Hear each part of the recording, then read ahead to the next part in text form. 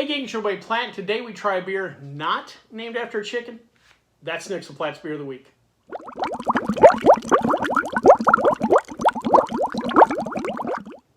So the particular beer we have today is Old Speckled Hen English Pale Ale. Old Speckled Hen is produced by Moreland Brewing, based in Bury St. Edmund. Moreland Brewing is part of the Greene King kind of giant corporate conglomerate. Big UK conglomerate. It's not necessarily a big international conglomerate. Over in the UK, they do something a little different. We've touched on this before with other English beers, is they allow the breweries there to own pubs and restaurants and stuff. Unlike here in the US, where Budweiser can't own the brewery or can't own the bar that it's sold at. Over there, they allow that. They allow for kind of vertical integration. So you have these big brewing pub conglomerates. And Greene King's the largest. They own roughly 3,100 different pubs, restaurants, hotels, breweries, and they sell their beers in all the different pubs and restaurants and stuff. So they are the corporate behemoth over there. Kind of got a little bad name because throughout the years they've bought some of the old classic pubs and I guess either changed the name, changed the look, what have you, kind of modernized them. And we're talking about pubs. You know, it's one thing to buy a bar here that's 30, 40 years old and change the name. Over there, we're talking about pubs that are 150, 200 plus years old, and they're doing that. So you can see why they get a little pushback. As far as Morland itself, Moreland Brewing was founded in 1711 by a farmer named John Morland. He produced ales and porters to sell to the pubs in the burgeoning megacity of London. Like London itself, Moreland Brewing really rapidly expanded throughout the Industrial Revolution, and by the time the mid-1800s came about, they started buying up their competition and kind of becoming behemoth unto themselves. By 1885, they decided to go corporate, and they switched their name to United Breweries. That lasted for about 60 years or so, and then at the end of World War II, they came back, switched the name back to Moreland Brewing, kind of something more traditional, a little more old school, as the kids would say. The next big breakthrough for Moreland Brewing came in 1979 when they actually released Old Speckled Hen. Now, Old Speckled Hen has kind of a unique story. This wasn't just a new style of beer they came up with or just a new brand they were playing around with. This beer was brewed for a specific reason. Moreland was approached about brewing a beer for the 50th anniversary of the MG auto plants. For those of you that might not be familiar with MG, MG is a style of car. They were most known for their little two-seat roadsters that were popular in the 60s and 70s. These were little cars, but they were efficient and they were kind of fun and something you would have seen an Austin Powers type character driving around back in the day. And they were contracted to produce a beer for that. And as far as the name itself, again, this has nothing to do with a chicken. Old Speckled Hen refers to a car that was actually at the auto factory that had an exterior finish. It kind of made it almost look like it was feathered. And it parked near the paint shop of the factory, and it would get spots of paint, and so it looked like a speckled hen. Thus the name Old Speckled Hen, but it had nothing to do with a chicken itself. Eventually, Moreland's was bought by Greene King in 2000. And I want to say in the last couple of years, Greene King has been taken over by some form of hedge fund or asset management company or whatever. Kind of like what's going on with some of the craft breweries today being bought by hedge funds or whatever, just on a grander scale.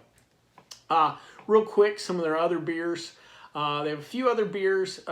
These English breweries don't have quite the wide lines of products as we see in the U.S., but they're starting to grow. You'll definitely see a theme here with their beers. First is Old Golden Hen, a 4.1% ABV beer. It is a light golden ale with kind of a fruity finish. Now, there's no fruit added to it. It's just the kind of fruity esters you get off of the ale yeast, so it kind of produces that fruit flavor.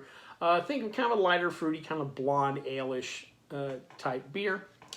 Next is Old Crafty Hen. Sorry, I had to check the notes. Old Crafty Hen. This is a 6.5% ABV dark oaked ale. Even though traditionally a lot of British ales were barreled in wood, in wooden caskets or whatever. Those days are kind of gone. They don't do quite the barrel aging a lot of the breweries here in the U.S., but this one has a hint of oak aging on it, and again, something a little different. Next is Old Hoppy Hen, a 4.2% ABV American-style pale ale. Those of you that might not be familiar, the difference between British pale ales and American pale ales is the hops used. American-style hops are a little more citrusy, a little more piney. On an American pale ale, you're going to get more hop flavor and aroma. The English-style pale ales use noble hops. It's a little more subtle hops. And last but not least is Hen's Tooth, a 6.5% ABV bottle-aged golden ale, or a strong ale. Again, just wanting something for a different market segment.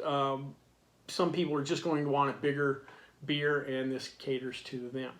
Well, before we try this old bird, let's check out the stats.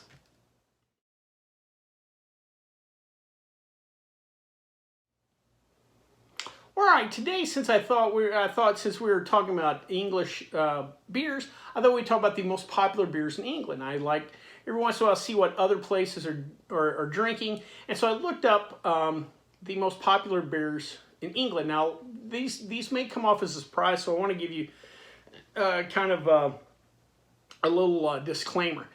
These are the 5 most popular beers based on sales in 2020 in the UK. Now, there's a couple of disclaimers. First off, all of these are going to be lagers, which is going to throw people off because most people, and I was the same way too, well, wait a minute, they drink ales, they don't drink lagers. A couple of factors play in there.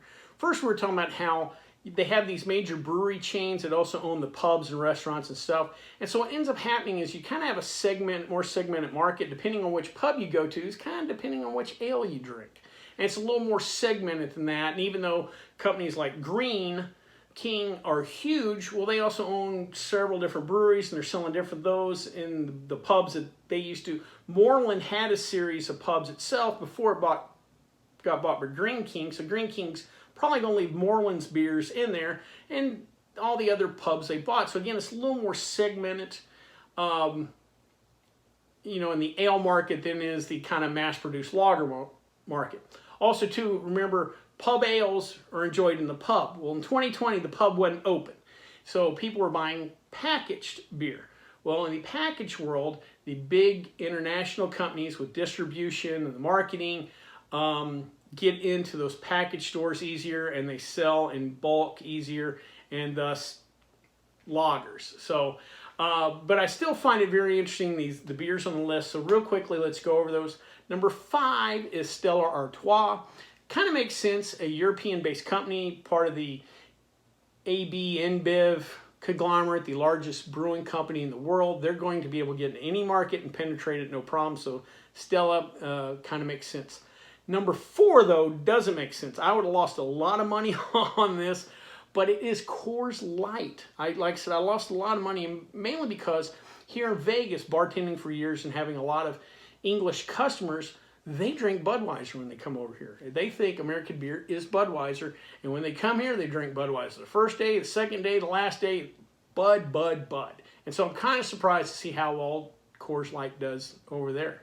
Maybe they love Rocky Mountain spring water. Who knows?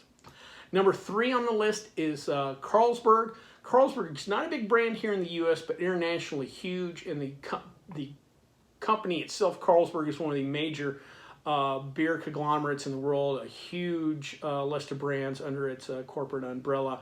And again, thus they can penetrate those markets. Also, too, their marketing, they're big sponsors, I know, of European soccer, this, that, and the other. So again, it works a little better over there. Number 2 is beer. I think we've talked about before how popular they were over there. Foster's Lager. We pointed out when we reviewed Foster's, it actually was more popular in England than it was in Australia. And obviously, if you're the number 2 beer sales-wise in England, then you're vastly more popular there.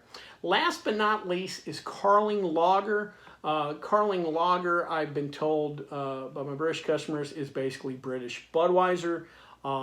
Also, kind of what the common man drinks over there. Again, if you're wanting to consume kind of mass-produced lager-style beer, that's their lager of choice. Carling now is under the Molson Coors umbrella. So again, just a major, part of a major company that has the ability to push. Now, Carling actually has an interesting story. Carling was found in London, Ontario, Canada, and eventually made its way to the UK in the 50s and quickly became a major player and eventually the #1 beer sales in the UK. So it kind of comes full circle now, them being back with Molson. Well, enough about English beers. Let's try one.